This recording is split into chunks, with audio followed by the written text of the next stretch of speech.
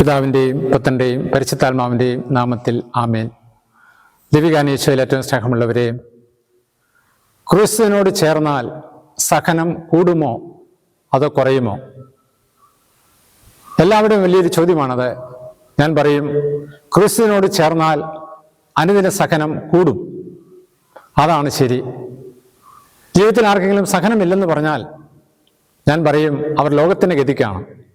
സഹനം വർദ്ധിച്ചെന്ന് പറഞ്ഞാൽ ഞാൻ പറയും അവർ ഈശോയോട് ചേർന്നാണ്. പാപത്തിൽ മുഴുകി ജീവിക്കുന്നവർക്ക് പ്രലോഭനം ഉണ്ടാകാറില്ല. എന്നാൽ ദൈവത്തോട് ചേർന്ന് ജീവിക്കുവാൻ ആഗ്രഹിക്കുന്നവർക്ക് പ്രലോഭനം ഏറും. ശക്തമായ പരീക്ഷണം അവർക്കുണ്ടാകും.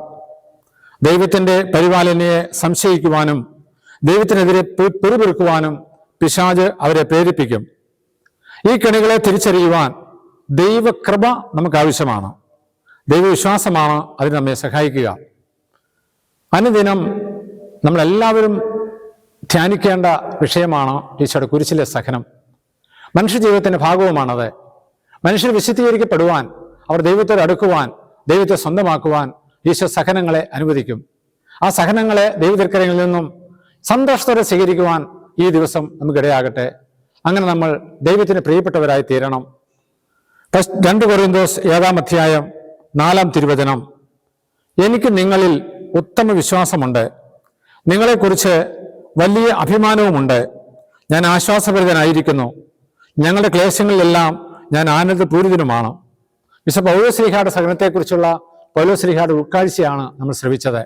നമ്മളും ഈ വലിയ നോമ്പുകാലം തീരാൻ പോകുന്ന ഈ നാളിൽ ദൈവത്തിന് പ്രിയപ്പെട്ടവരാകുവാൻ ഈശോയുടെ കുരിശ് സന്തോഷപൂർവ്വം സ്വീകരിക്കാം. നമുക്ക് ദിവ്യകാനീശോയോട് പ്രാർത്ഥിക്കാം.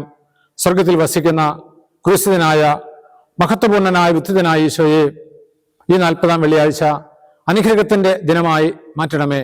സഹനങ്ങൾ ദൈവത്തിൽനിന്ന് സന്തോഷത്തോടെ സ്വീകരിച്ച് അതിലൊരു ഉത്ഥാന അനുഭവം സ്വന്തമാക്കുവാൻ ഈ ശുശ്രൂഷയെ സംബന്ധിക്കുന്ന എല്ലാ മക്കൾക്കും ഇടയാകട്ടെ. അതിനായി ദിവ്യകാരുണ്യ നാഥൻ ഉത്ഥിതനായ ഈശോ ഞങ്ങളെ സഹായിക്കട്ടെ. നമ്മുടെ കർത്താവ് ശംസിഹായുടെ കൃപയും പിതാവായ ദൈവത്തിൻ്റെ സ്നേഹവും പരിശുദ്ധാത്മാവിൻ്റെ സഹവാസവും നമ്മെല്ലാവരും കൂടെ ഉണ്ടായിരിക്കട്ടെ, ഇപ്പോഴും എപ്പോഴും എന്നേക്കും. ആമേൻ.